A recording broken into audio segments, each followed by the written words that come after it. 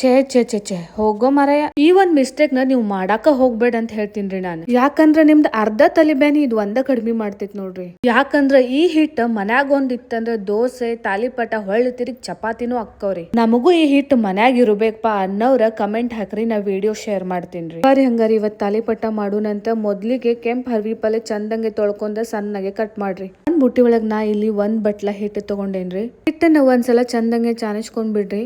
ಮೊದ್ಲಿಗೆ ಡ್ರೈ ಮಸಾಲ ಹಾಕೊಂಡ್ ಬಿಡೋಣ್ರಿ. ಕೈ ತುಂಬಾ ಅಜ್ವಾನ ಹಾಕ್ರಿ, ಇದಕ್ ಟೇಸ್ಟ್ ಕೊಡೋದ್ರಿ. ಜೀರಿಗೆ ಉಪ್ಪನ್ನು ಹಾಕೊಂಡ್ 2 ಉಳ್ಳಾಗಡ್ಡಿ ಹೆಚ್ಚ ಹಾಕೊಂಡ್ ಬಿಡ್ರಿ. ರೆಡಿ ಇದ್ದಿದ್ ಹಸಿ ಖಾರ ಹಾಕೊಂಡ್ ಮ್ಯಾಲೆ ಸೊಪ್ಪು ಹಾಕೊಂಡೇನ್ರಿ. ಮೊದ್ಲಿಗೆ ಹಿಟ್ಟನ್ನ ಹಂಗ ಕಲಿಸ್ಕೋರಿ, ಆಮೇಲೆ ಬೇಕಾದ್ರ ಮ್ಯಾಲ ನೀರ್ ಹಾಕೋರಿ. ಯಾಕಂದ್ರ ಉಳ್ಳಾಗಡ್ಡಿ ಮತ್ ಸೊಪ್ಪೊಳಗಿದ್ ನೀರನ್ನ ಕೆಲವೊಂದ್ಸಲ ಸಾಕ್ ಅನಸ್ತದರಿ. ಅದಕ್ಕ ನಾ ಇಲ್ಲೇ ತಾಲಿಪಟ ತಟ್ಟಾಕ ನೀರ್ ಹಚ್ಕೊಂಡ್ ತಟ್ಟಾಕತ್ತೀನ್ರಿ. ಬೇಕಾಗಿರೋ ಸೈಜ್ ಮಾಡ್ಕೊಂಡ ಕಾದಿದ್ ಹಂಚ ಮೇಲೆ ಸ್ವಲ್ಪ ಎಣ್ಣೆ ಹಾಕಿ 2 ಕಡೆ ಚಂದಂಗೆ ಬೇಯಿಸ್ಕೊಂಡ್ರಂದ್ರ ಮಸ್ತ್ ತಾಲಿಪಟ ರೆಡಿ ನೋಡ್ರಿ. ನೋಡಿ ಬಾಯಾಗ ನೀರ್ ಬಂತಿಲ್ರಿ, ಫಾಲೋ ಮಾಡ್ರಿ ಮತ್ತ.